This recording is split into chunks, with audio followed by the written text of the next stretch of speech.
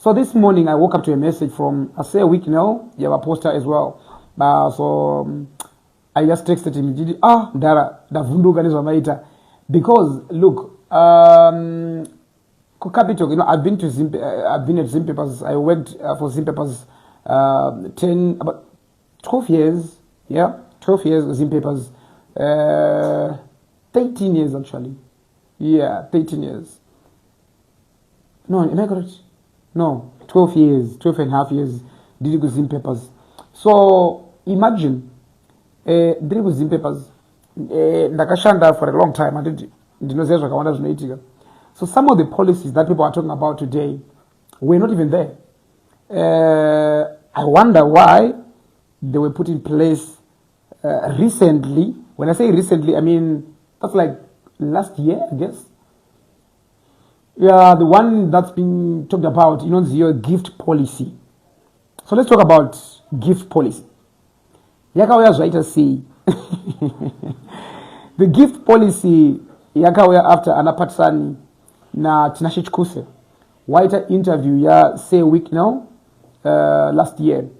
So after the interview, during the interview, I guess, say Wicknell said, you Tinashe, and Phathisani, I'm going to give you Toyota Aqua each. Go and see Magabachi Paga and get your Toyota Aqua. So Pawaga ma Aqua during the process, I think that very week, the Pagapazobdama gift policy. I think no, you are not allowed to receive anything above $100, and anything that you receive, you have to declare as the company policy. So that policy, we are at a time when these guys had received or had just received their vehicles. So Jagabadangas was a bit targeted. But Tisinga Zekuti is no shanda will say, I'm not here to attack Zim Papers or their policies, no. But I'm just, trying to unpack or to clear, because, okay, so imagine it's a gesture. You would say Mun Anopa. Say Mun Anopa, it's a camera nature code, okay, like this. And that we got Zika money, guys. Okay, let me just do this quickly. Say Wicknell, Munu, or Jaira, if it anos Zikano, and are cheaper. So, say Wicknell are happy because Pani policy or because Pani Jagat, even Uganda, Kungosana Masoe, instead of Masoetese. I don't go Pachero Moon, the father and beginning, weapon, in another Ningu, Motka, couldn't remember the second announcement. Zawano Pawano Gawand. So when these guys received their vehicles, I was happy and many people were happy, their fans were happy, one waka far about that. But company yakaradza kuti haina kunyatsotambanukirwa nazvo because yakabva yati no tine policies edu anofanira achiteedzerwa zvakanaka ekuti chinyi ekuti vanhu havabvumidzwe kuita sei kupiwa magifts ari more than zvakati nezvakati. So this time around, say Wicknell, sorry, ndikutsvaka kugadzika phone yangu guys. Sorry, ndiende kugadzikire zvakanaka so that munyatsoona ndakaisa nechekure zvamamuchitaura zvaizvo.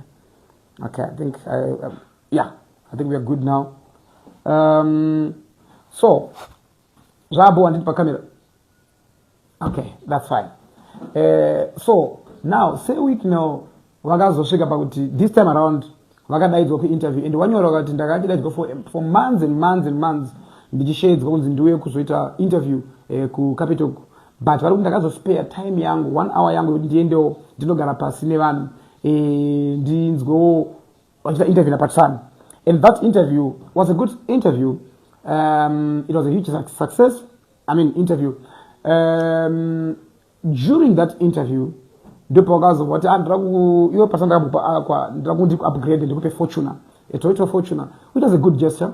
Security kwa with them as well. But Panama show wakati wanasay Wicknell before wakati ndakataura nema bosses extra FM before ndapa ngati zvinoita ndakundipo wako manawa lunch ye pawana rana ndo wako lunch maboss akaclear akati yes vape izveni. So wana wapiwa permission say vanoti vakafamba nemaboss vakaenda kumotikari vakanotora mari inoita iyo 30,000 after vaudzwa kunzi pane vanhu 30 pakambani wanga varipo musiwo on duty wakatipa 130 wao, I want you to give them $1,000 each ye lunch. So aina kuzofamba sei ipapo pakazita nyaya chichichi pakazonetsa kunzi aiwa policy yazodai asi mari yakanga yatouya, mari yakatambirwa zvayo, mari yatambirwa pakazove nemarumors which we don't know kuti anga ari emachokwadi here, anga akuzonzi papa kunzi mari dzacho dzamapiwa ngatite titenge motikari dzekampani zvakadai marumors. I'm not confirming that, but then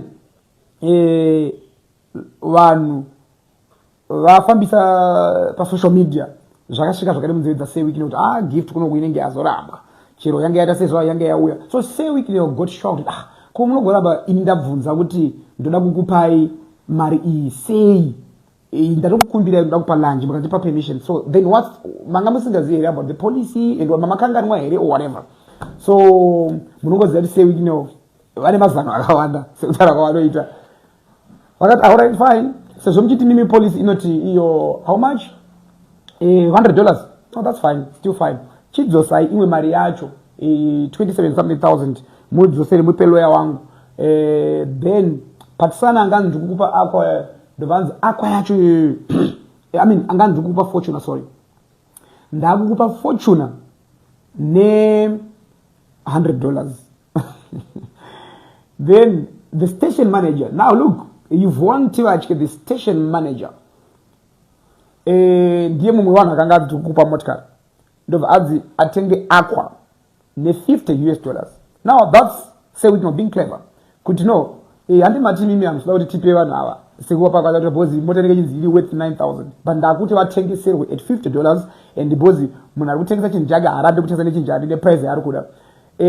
This is Wicknell trying to say I can still give despite my restrictions and everything, I can still give.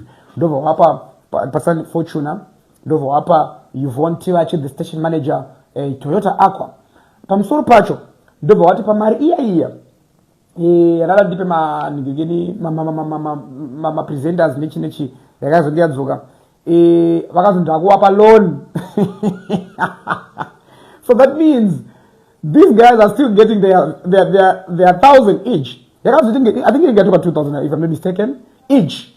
So if they're getting Marizavo each, right, it means about ya loan more than the badara at $33 a month starting from 20G 38. So that means, in other words, he's just saying ndakukupa if it is still because loan airambidzwe mazano aya.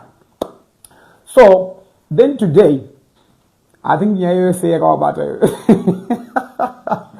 today you woke up and say pane mfesi akafona paredio achiti ada matengero Dynamos bars Dynamos vayapiwa bars samfesi yeye abva anzi niwenda kukupo Aqua plus $10,000 plus chibva vanotara Marriott chairman weDynamos kuti takukupa ichi takukupa Fortuna yawo zvanzi uri ipapo enda kwamadzibaba chipaga wobva wabva aiwa wagara waisa 30 maToyota Aqua employees Capitalk. What a joker, baba.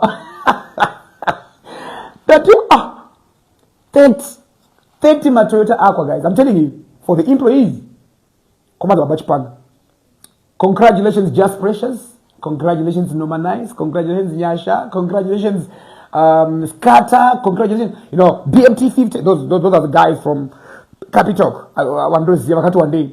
I'm just saying, congratulations in advance. So Wicknell pull a joker babaga. I'm giving you my Aqua moon yese.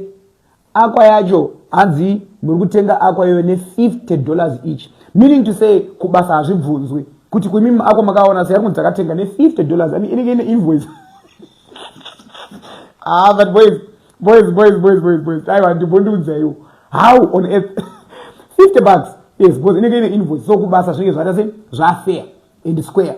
Say wavoenderera mberi nekunyora paragraph yakana maiwerenga zvakanaka but no, this is to show companies why achisa policies anotanga kudzvanyirira vashandi at the same time policies anofana kuzouya vanhu vachishanda zvakanaka vaine mari dzakanaka vaine zvakanaka kwete kuti tinovaomesera then toasa policies, right?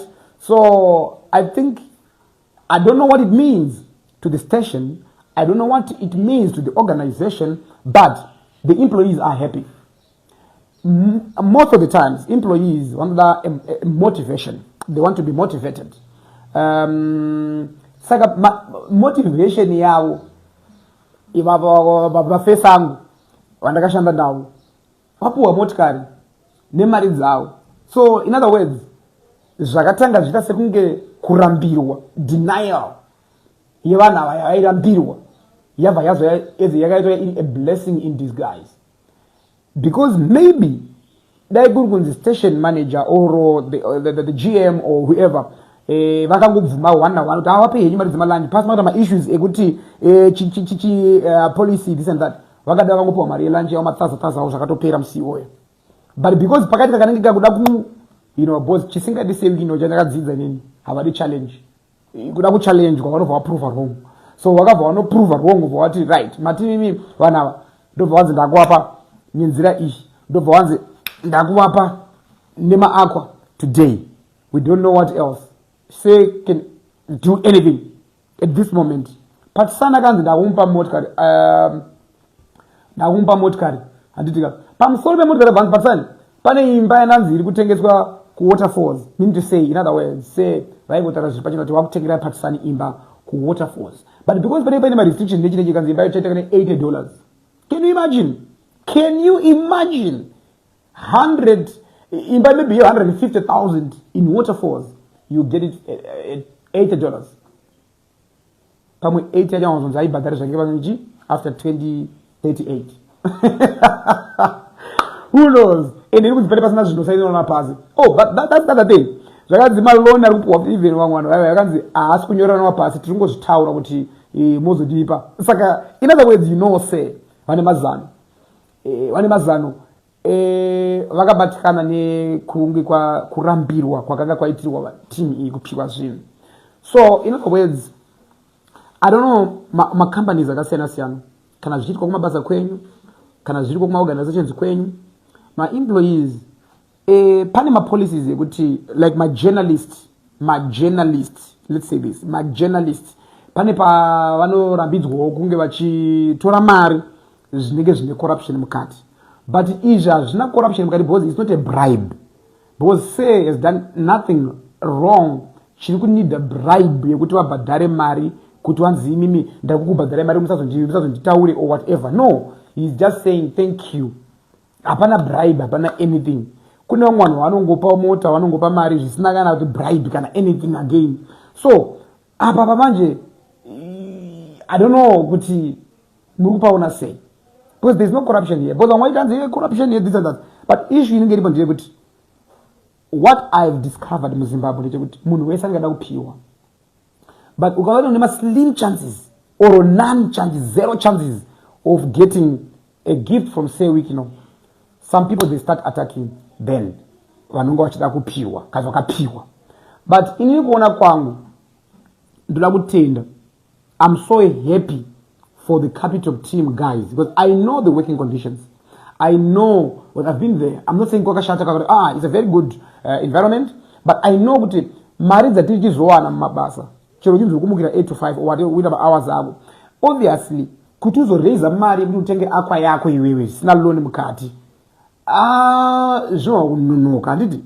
But kana pabudawo munhu anoti ndirakukupai handii anakaita mwari wako seipa papa vanobva vanzi tiri kukupai matoyota aqua each nemari, munhu akutowana chekufambisa kuya kubasa kwacho.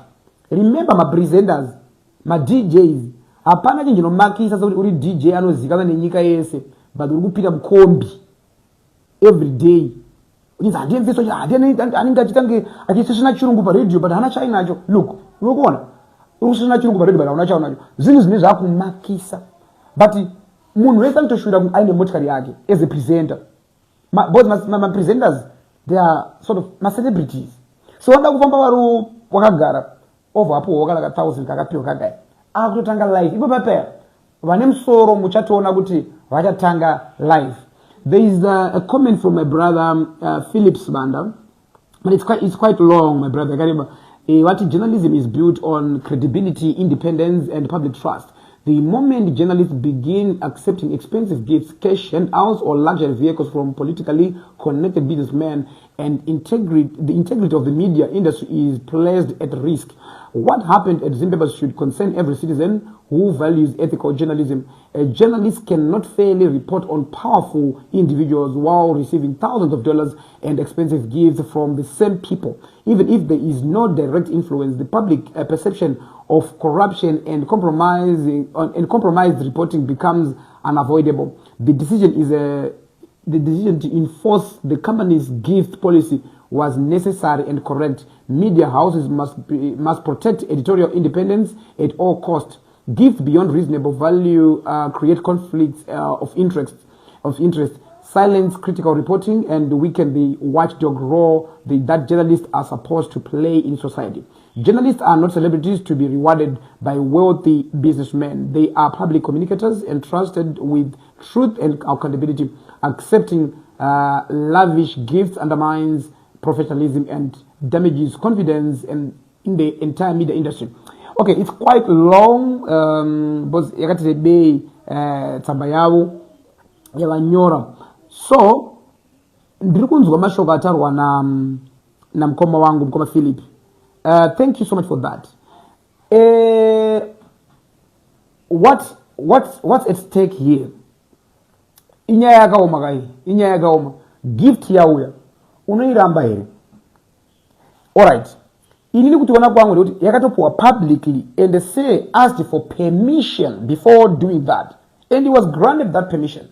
Mean to say already zvotogadzirika. Dai paisa da kuti papiwe this gift ingada yakatongodzi no say thank you so much for the gift, we're not accepting your lunch. Ingada yakapirira ipapo nyayo sei vangada vasina kumboenderera mberi. But tiri kuti isusu kana pakatokumbirwa permission ikapiwa permission sei vakabva wasiya mari yasara ndobva yazonzi aiwa haichaita kuti tikupei takuchitasa nyaya yepolice. That's ndo pakutanga problem. Kumwe kwese kuri right, but ndo pakutanga problem. Dai kagara yarambwa, dai pasina issues. The problem ndoti yakazombonge yabvumwa. Then company policy atingaiti ichinjwe because say Wicknell wauya nemari kana kuti Ollah auya nemari. But tukutika pane statement yatsana say Wicknell kuti ma company policies ngati maise tichionawo futi kuti ko iwo vanhu vacho anditika their welfare vatiri vashandi vedu zvakawamirira sei, then kana zvakarongeka ka then ava ngatitauriri zvecompany policy. Because tinotoona kuti macompany policies achita seari kutodzipa vanhu. Macompany policies achasenga ari kutodzipa vanhu, anoda kutoomesera vanhu, anoda kutochoka vanhu. Handisi kuti ndozviriko kugara kuzimpepa ndingotaurawo right. But inini ndataura nditi pakapuhwa Phathisani ako ndo pakaiswa this company policy because yanga isipo inotonzi gift policy. It wasn't there but yakazoiswa. So meaning to say pane zvakaonekwa zvikasiwa zvakadai zvinhu zvingazoenda nepakati anditika because havasei wega vanenge vachipa panoda kuzopawo vakasiyana siyana. But inini ndiri kuti okay, there is a mazita ati should be ethics ignored and should the ethics be ignored. Help us DJ Ollah. No, ethics shouldn't be ignored at all. When we talk of ethics, ndikuti nini say Wicknell asked for the permission to buy lunch for the team. Lunch, you know, at a reasonable price. Maybe some were expecting lunch at $10. But looking at the person of his stature, say Wicknell, could about the $10, I didn't kupa $10 kuna Phathisani ye lunch. Nekuti abvumidzwa kupa lunch yacho over kupa ye $10. Honestly speaking, guys, ngata chokwadi. Antofila as if azvidzikisira number 1 iye Wicknell. 2 anzani presenter apiwa wacho antakafunga but ila isiro level rase Wicknell ngare $10. Anditi. So say wakagara ngopedza masipoti level rangu ndire ma 1000. So I'm going to give you 1000 each. Lunch ikanzi bo. Saka tikutoti mistake ikatangira pakuti ngobvumidzwa kunzi bo. Dakawarambira say wakasina problem nazvo. Anditi. But pane statement azotaura sei kunanzi dai vakatara mabosi achindakapa kuti vadawo mafortune kana 4 kuti mabosi GM naningina dai wapa mafortune ndio da. Yeah, but tinangoti chete ma ethics mu mabasa arimo tofana kuzvitedzera kuti paje journalism nechinechi. But galitarisei kuti zvakabalansirawo here vashandi. But apa hapana element yekurwadziwa here. Hatisi kuti hedu mabhosi akarwadziwa. Ndikutoti hapana here that element yekurwadziwa. Where do we draw the line? But hamuzvinzwisise here ameno ngarimbobvunzo wangu hamuone here kunge pekuti tikatoti aiwa manu mapresenters ngaasapiwe cash ngaasapiwe mari publicly sezvatanga sei kuti nezvezve ndo zvinotozokonzera corruption more, because if people want to bribe my journalists, they will still do it, and it's still happening. Honestly, guys, that's chokwadi. That's bribe jadzo. Kune nyaya dzinopisa kabunzo dzatinoto isese majournalists totonzwa ninga nyaya yakati pane nyaya yakati tichida kudzifumura out of order. Guys, I've worked for radio for 12 years, 12 and a half years. Ndiri pamhepo. We know this. Unofonerwa shaona pane nyaya yangu akadai hama pakadai ndivharire nyaya yangu so anditika zvisikatozika ne station yacho, even chero station ikatoziziva nyaya yacho kutobuda, because chiti chaitika that person above the $20 $20,000 yamugare zvayabitona tsevine maybe $20 to say asha pakaipa. All the presenters, they know that it's been happening, right? Every station, they know that. So tirikuti isusu pakave better working conditions, mari dzichita zvakanaka, presenter hambotsvaga zvekuti anzoni chichichichi 1000 pamwe nenge aikatoti hai anototora semari yelunch zvesure kana aine mari dzake dzakarongeka anototi ndeye lunch for sure. But kana presenter baba 1000 iri mari anobata after 5 months, tell me ungaperi anototaura kuti ndakutotanga life pa €1,000. I'm now starting my life 2000 hapana pandoiwana mari yakadai. Look at South African presenters. I've been to South Africa, I've been to Kaya FM, I've been to Jacaranda, I've been to different stations in South Africa. I've visited those stations. They're doing very well. They are presenters. If I tell you how much the least paid get, you'll be shocked. These guys, they earn more. Those who around 1,000, it's alright, my brother. Because even my endorsements, I don't get enough my brands, I don't get any money. So those guys what I'm saying, no, makangama mchopa zilipo, apana kana pressure. Handiti. Before taisa mazimari, I mean ma policies. Inina hangu andisa against my policies. Pana anyora anonzi cow, anzi you have no facts Ollah. Companies anime temo chero kuno ku UK aupuwe gift wombele ma clients. Yes, that's very true. And this kuziramba. Izo ndoto zinzwisisa. Izo zozo ndoto zinzwisisa kuti zvinotoitika. Kuti ma clients angayiza ayo amfano zo ungemuchipo ama gifts. I mean my employees nema clients ma gifts akakurisa because zvino end up zvaita maybe capture or whatever nechi zvinoitika. But tukuti isusu munhu anenge sewikino agara anozikana nenyaya dzekupa, ende munhu ari papublic obva auya kumba kwenyu kana kustation kwenyu oti nda kusiya mari yakati, obviously zvinonetsa kuti muzvirambe, kuti muirambe mari iyoyo. What does it mean, guys, for the station manager? Akapiwa Aqua right now yakatengeswa for $50. Nukuti station manager has kuzviziva kuti hakuna Aqua ye $50. But because it's so weak now, trying to prove, no guys, you cannot stop me. Because I tell them wage mangamamba permission mova maita kunge mda kumakisa kutaiwa zvite this and that after mambotaurirana pakaipa, guys. So aba papiwa 30 employees ma Aqua hanzi adna tafi Ollah tell say we no Chivhayo uteramba makabata ipapo but Ollah zari pane one thing jandakazo go discover kubangula say no ndikuti the moment you go against what he's doing, he will prove you otherwise. Every time I've been following the Jonah Ango's cheating. But I remember having a conversation I say we know day to change about issue motkari ma Aqua. Achiti kuna zoti kuni kumana wakuniswa nyedze motkari kati this is the issue about the policies. But ngani yaima ijo pakapaya the gift policy yake. And he was very angry about that. Anakufara nizo.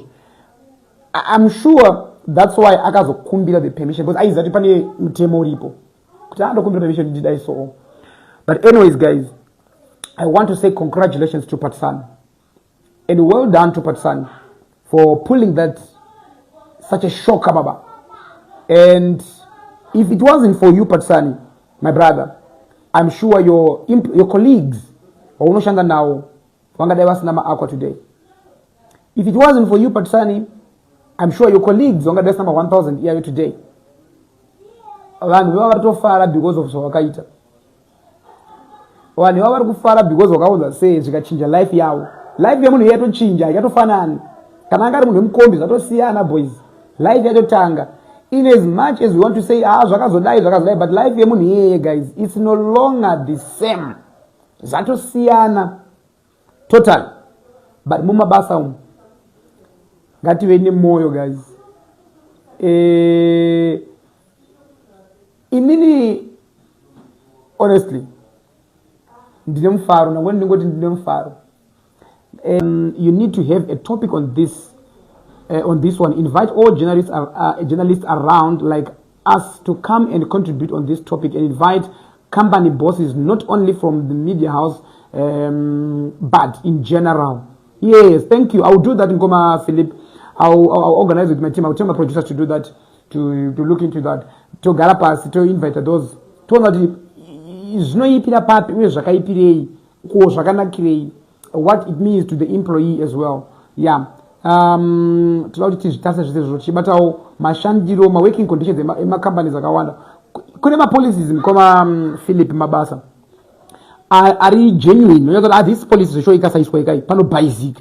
Quite among my policies, I will not have, but e policy guy. No. You know what? One day, and just wait that time, and just alive, and just why I left radio. And sometimes I have to disclose, drop it hit around the bush and give us but it's to do with policies as well. I will explain everything in detail. One day, I may not pass. I think the one on the interview. I look for one person. I'm not sure that as the interview. I will explain why I left radio. It's to do with, and I will explain in detail why. It comes back to this issue, Yana Phathisani today. I wasn't offered anything here. No. But my concerns. Right? So guys, do not go kuza icho word. Munhu apiwa akwarena ane mufaro wakanyanyisa ine ndoda kuti makorokoto nditi thank you so much to say Wicknell nezvamaitira team yangu rabai muchipa rabai muchingopa fungai mutisi chikocho ziri sei fungai how are you postori ndiri ball and Zimra gets Marie from say Wicknell. We don't even know. I see Edwi. Shimron Sibanda and the Phathisani Dibaba when I was Chimdara. I saw post ya Phathisani agaisa ni zuru achitenda zvakaita na say Wicknell. Achiti mkoma Ollah ndokumbira muzo ndi invite nditaure norondo yangu. Ye pandashika. Okay, hands Oscar Pambuka ngakuita interview. That's fine. Yeah.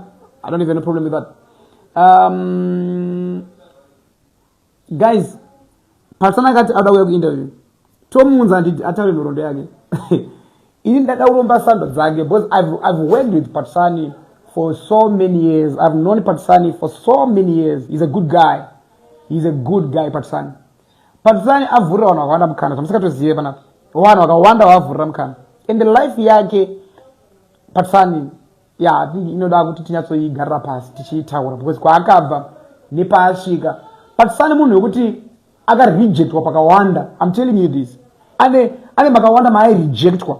But every rejection ya Phathisani yaiuya iri blessing times 5. Yaichinja. Vanhu vanokamurejecta yacho zvashamisa ivi fesu yaone zvaaita. Une zvaaita. When I started working with Phathisani, ane pakanga rejectwa zvikachinja life yake. Ndobva atanga kushanda futi zvikachinja life yake. Now look where he is right now. Look where he is right now. I remember he got fired sometime in Power FM. After that issue, what happened to Phathisani? Now, I got to Nyaya in the albums Abadarwe. Huge amounts of money. Huge amounts of money. So, in Nina, I just want to say Phathisani, Stay focused, my brother. And all of them are my brothers. This is not so guys. But then pani light. Yeah, but I look different, I think. Why should I remove my glasses? No. But ndulakungoti guys, rambai muchisapota team yangu ku Capitalk. And my message to the bosses ku radio. Guys, yes, mtemo inodiwa pa mabasa. Hapana basa ronza na mtemo. Hapana musha usina mtemo. But pangwe pancho panda a bit of discretion. Pangwe pancho panda sauti shakamira was say. Yes, mangma gifts alone we are asking my gifts akanaka. Mangma gifts alone are in form of my bribes. But kachitariseka kuti apa pakadai pari kubribe era. Kana papa sina wayo. Ngatingotendai. Vakomana vasimukira. Azvingafadzwa here mara station ese yakapaka maakwa paya. Munhu wese akamira nekake. Apa paitika shoka jairo. Saka muswe Monday, muswe Tuesday. Employee wese pa Capitalk akapaka akwa yake pa Star FM paya. Wow. Guys. Mkoma simba chikanza ndove kuzima ai. Vati, but Ollah, how on earth can you thank a convicted fraudster as if he is Jesus? Can you not see the destruction to the lives of the people accepting these illicit proceeds? What will you say when Chivhayo runs out of days? Mkoma Simba, it's not for us to judge. It is for the courts to judge. If the courts were convicted of Chivhayo, then they can kujirika. As kana court is na kupa Chivhayo mosha, who am I to give Chivhayo mosha? Na Mkoma Simba. Chivhayo avana kutanga kupa apakapa. Vagara vachingopa vanhu vese Mkoma Simba chikanza. Vachitongopa zvinozikana nevanhu vese zvamutoonawo kana nemi Mkoma Simba. Nanditika. Chandoziya ndecheti Mkoma Simba. Vanhu vakawanda vanotopiwa kusanganisira imimi muna vanokupaiwo but vanokupaiwo zvisingazikani nevanhu. Nanditika. To publish certain stories, to do whatever, because we are a journalist, anditika ndo basa renyu. Saka somehow zvinotoitika. Ende kana kune mafights anenge achitika saka toziya sema journalist. Kuna kune mafights mamwe anenge achitika yaya unopinzwa munyaya yake ndikazirwa wakadai zvinoitika Mkoma Simba. But tikuti tukatata panyaya mataura iyi. I don't think kuti ndine simba. Ende kuti titi he's a convicted fraudster. I don't have that record. I don't have that information. Twitter ground at this particular time, and at this particular moment, I do not that now. Sakaiwa, ipapo and so comment much Mkoma Simba. I hope you understand because you are also a journalist. So yeah, sakanyini taro bajiko tenda. Mkoma Simba ngachinjisa zonya na ndatusiya nenya iyo but taro bajiko tenda zidu ne support ya mine mchitipa. Ollah, please interview Putin. No, I like the fact that you guys see me fit to be the host who was such big guest. And that's my vision. You guys, if there's one thing that I'm good, it's confidence. I don't have anyone who can consequently interview. It's confidence that I'm good, and this is the field that I'm good. And you. Ndine confidence kuti Mwari andiziti akadzitora papi and ndodza ndichita pandiri para manhasi. Hanzi Ollah show yawaita interview yema artist pa Star FM yaipedza ndaimhanya kubva ku graft kuenda pa den kuti ndikunzwei maipedza baba. Thank you so much. Thank you so much. Hanzi Ollah imwe bitterness ndiye munhu anenge asina kupiwa atizopiwe tese.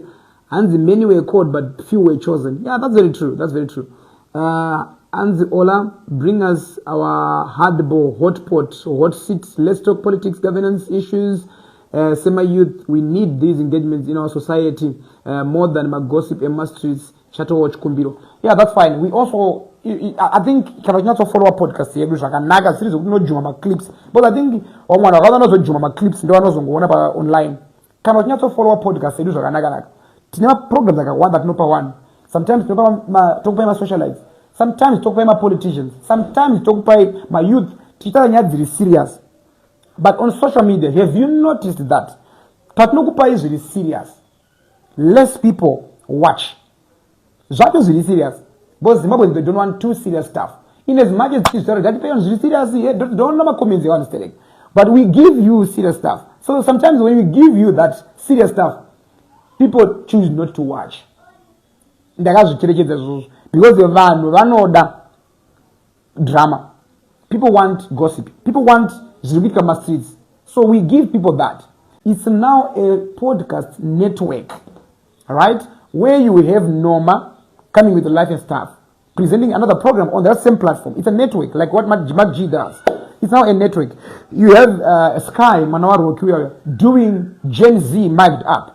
For the Gen Z, for the AMA 2000s, you know, what giving them the content that they can relate to. So that's it there. I see Ollah 7, I see Andisirini Ollah, but it's on the Ollah 7 platform. You know, it's now a podcast network. We have Genius Kids. We have different programs on our platforms. And soon we'll be giving you Mr. Jonathan Mungoshi. I'm sure you know he's a life coach. And we've been recording his episodes. I think now we are on episode number 10 or so. They're busy recording. When we start giving you such content, I know it's going to be changing lives, transformation. So he's a good life coach. Trust me. Mkoma Jonathan Mungoshi. So varikuya. So it's a network which benefit one wakawanda, zvichibatsira vanhu wakawanda. Handiti Anzi, hi Ola, how do you benefit this podcast? Do you charge a certain fee when we're not interviewer? No, we don't charge, right? Except for PR interviews, we charge. But if you want a PR interview, go back and stuff, yeah, we do charge, because you didn't get the advert. We charge advertisers. And also we get money from online, right? That's how we make our money. But don't forget that in my company is called Giant Media. That's the name of my company, Giant Media. So organization yangu we offer my live streaming services. Treat my live streaming so kana kuri kunamo kwenyu kana kuri kumchato kwenyu to shoot my wedding events. I've got nice cameras. I've got nice, team, that's a professional team. My cameras, my videos, my pictures for my weddings, my events and also my live streaming in my companies. I'm sure last week come talk. Teacher live streaming here, Giant Petroleum. We did the live streaming for 8 good hours straight. No glitch, no what. Cameras actually to roller. We can do magala. So that's my company. Those are no eater. So those are some of the services that muno gona uti support ona mimi with ola tine live streaming sha. We are tro live streaming company kwedu. Ola tine mchato we tro shoot mchato wedu to shoot. I also have a good PA system for my weddings, for my parties, for whatever my organization on events, corporate events. We can come and do that. Ola is also an MC. So yeah, that's where we get our revenue from. That's being a businessman. I'm a businessman. I hope I answered you well. And Ola, I started following you because of Riaya and Butterfly. Ola, Unogonesa, Hako, keep it up. Keep up the socks. Maku and Doma Farida. Thank you so much, Rutinda Mandea. Then Chido Tsanga, Ola, and Usai go through one of Nezambale. Asking do come about no, I'm not that coward. I'm not a coward, no. Bala is my guy, Bala is my G. When I did my event Kumusha, and I got to Kumusha Kwangu, ndakaisa magitari kumusha pa Christmas, and I got Kisimusi Paruzeva. And it's going to be an annual event. I'm going to be doing that every year. So last year when I did that, not December, I chose Mbale to be the MC. Mbale, come my brother, let's do this. Ndagandana Mbale, Tekanofara. And Mbale is a good guy. Big up Mkoma Kao Joshua Nyube. How are you, my brother? It's been a minute. We should link up as soon as possible. Mkoma, do remember someone's interview. Please. We've got a lot to talk about Mkoma Joshua. So yeah, I want Mbale, guys. I just told egg and jump like the interview as to the syllabus. People are people are different, but we cannot talk about him without his permission. Hi Ola, please bring Vaneru Zio Nema Sabugdius. That issue and Rambo Batanas. And the meaning Giant Petroleum Yacho. They are correct. Unemari mfana wangu. You know what? There is Giant Petroleum. Then there is Giant Media. Giant Media is my company. Giant Petroleum, I started off as a brand ambassador when I was on radio. advertising Giant Petroleum. But could Giant Petroleum, I'm the public relations manager for Giant Petroleum. Yes, I've got a post at Giant Petroleum. I'm the PR manager there. So, but it's not the same in Giant Media. So when I submitted my names, deeds office name companies company yangu ndakaisa list of my names mamwezi airamba then ndakazobvuma ndikuti Giant Media Private Limited. So it's a coincidence, you know, it's a coincidence. Yeah, and the Ollah yaya akadzoka iri kubasa. Of course yaya ari pabasa guys. Yaya akaita akakumbira ari pa leave, anga ari pa leave both anga mboenda kuno maroro muchato, my preparations. The other time she was in China, she came back, she was on the podcast for 1 week, then the next week she got married and did so tukumpatenera fame. But yeah, this coming week she's back with a bang. And I'm thinking kuti tongoonza kaya nemurume wake timboti wakazvanza seko but ndakachekera secret for the first time. For the first time I managed to keep that secret. I kept the secret for how many months? I don't know. Ndakaichengeta munyaya dzayaya. Yeah, akangandiudza ndikoma Ollah, this is what's happening, so that's fine. Kaka confidante. So you should trust me with your secrets as well. Don't change it. Don't do the things. Yes, I'll keep it safe. And Ollah, you addressed by Giant Petroleum Chat. Anyway, thanks for the explanation. Neguti nasi kubawanda. I know all the Ollah ane hobo mari. Oh, okay. Mkoma Philip and Chatunga. Oh, you want me to bring Chatunga on the podcast? Okay, I'll call him after this. I will call Chatunga. I saw a post even a page against Balema Mugabe. I'm yet to verify. I'll ask him today. I'll verify if it's his page, but I doubt that very much. I'll ask him if it's a legit page. So I can read legit, yeah, I'll talk to him. But I'm facing pose. Chatunga Munu, Bo, guys. Bo, where's Natino? Robert Jr. I talk na Robert Jr. He's a good guy. I don't have pressure. Those guys don't know one or blessed this one. Uchimona pa social media, unofunga zimezini, but ukazomona live, different. Totally different. He's a good guy. Alright? Tawanda mtombe nanzi mbonza mangwana. What do you mean? You mean dunzi one week mangwana tomorrow here? Kala ukuti ji ada uzisiza, you know, mangwana, what does that mean? Okay, please DJ Ollah, can you invite Phathisani Sibandambo Tuza Akanamata Seiko? Okay, that's fine. I will bring Phathisani. Phathisani definitely next week. I think this coming week I think he should come. Tompa is a special edition. Tompa interview yake. You should be on the lookout. And the Ollah about a divorce party, then come to tell my story. Is that possible? Divorce party? Oh, wow. It's okay, you can come. Tombo inzo kamera saying, Anzi Ollah, please bring Fadzai Mahere and Gaffa. Okay, I'll talk to Fadzi. I'll also talk to Winky. Winky anoti ndinoda kuya kana ndine zoda kubuditsa and ndikungoya just because ndoda kungoya. Oh, I think that answers the question why you want to go for hey, why am I interview Winky? No, Winky is a good guy, Omana. In the Winky they like what I saw other people saying, hey, we got that, where's like my podcast here, this and that. People were attacking. No, guys, calm down, chill out, you. Winky D and them nasinga da damage. Winky D, them nasinga tombo da at all. I don't go that all. You know what? Ndoda kuya ku podcast ndi inezva ndiri kubuditsa. You get what I'm saying, guys? Ndi inezva ndiri kubuditsa. If I'm releasing an album, then I know that I'm pushing the album, not just to come and so don't worry. When the time is right, when Winky D is about to release an album, definitely you will see him on the podcast. And also Winky D doesn't want silly questions. Winky D, he wants real questions. And you know, podcast we do our research, we take our time. My questions they're very serious, not those Emma funnies. Second those no Winky D.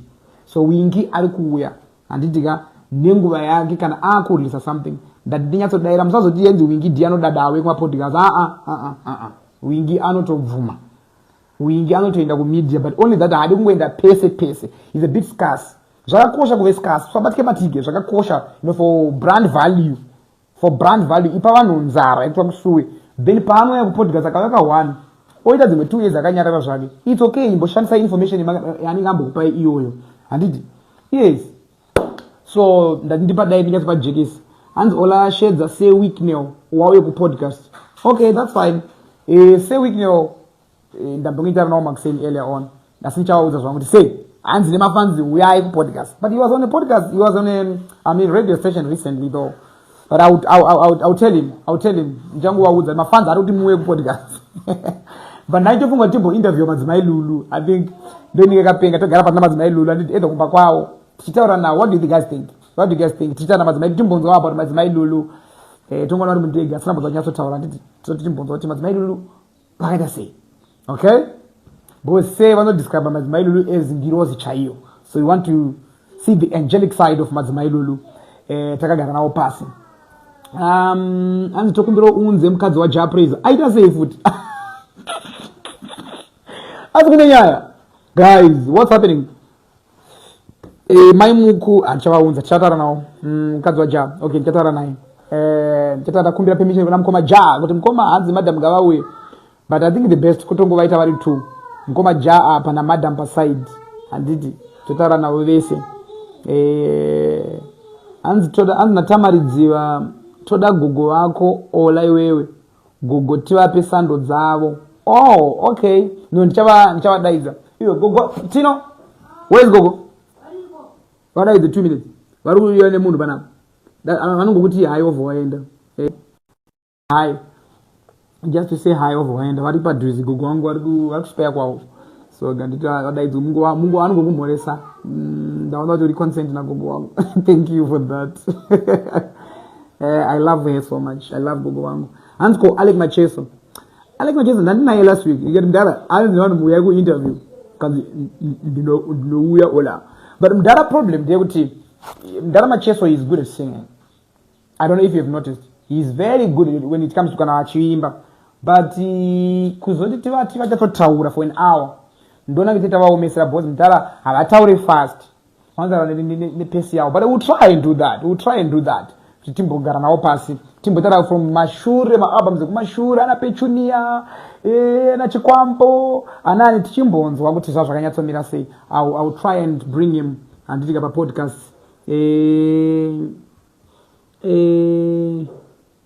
yes hana peti ngativaitei vari 2 naamai okay vakagara vari 2 baba hanzi ko Tinashe Mugabe okay no that's fine tinomuunza Tinashe Mugabe hanzi Tinashe Mugabe gawe uyo zvaka it's been long overdue ndakamboenda ndakambopresenta pane program yavo so DNA last time so yeah zveshuwa anofana kuti vauye Tinashe Mugabe tombovadaidza hanzi Ollah imbointerviewa mukuru wenyika president oh yeah that's in the pipeline we've submitted the letter and the questions saka don't worry the president once itakapuwa response varotouya very soon we were supposed to interview him last year but then pane zvakabva zvazoitika chakaizoitika I don't know akabvawabuda akasipa kwazoenda man zvakabva zvazoclasha neprogram yacho isina kuzokwanisa kuitika but anokazotitopaiji another date handiti saka rimwe date nyowani tichakuudza date gogo yepano uya kuno gogo tichakupai rimwe date nyowani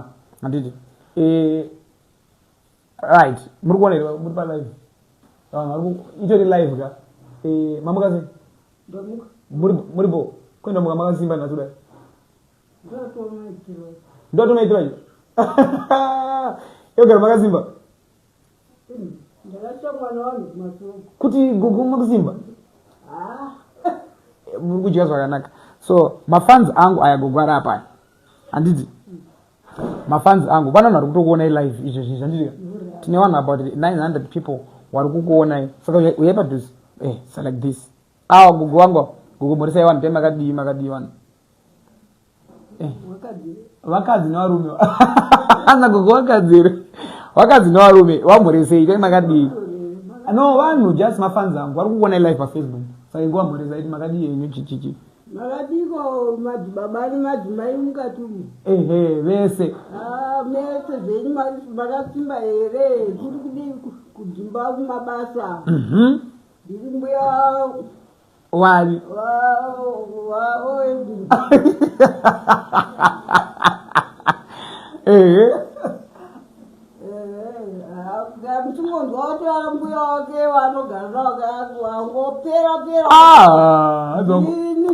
mapera kubi. Mapera kubi kuti gogo. Kukura. Ava ndo gogo wangu. Yeah, that's my first girlfriend. Ndo girlfriend rangu yori. Mukaburungorona tatiri ku lunch last week. Twenda kuti lunch eri gogo mangwana. Tumbenda ku lunch futhi.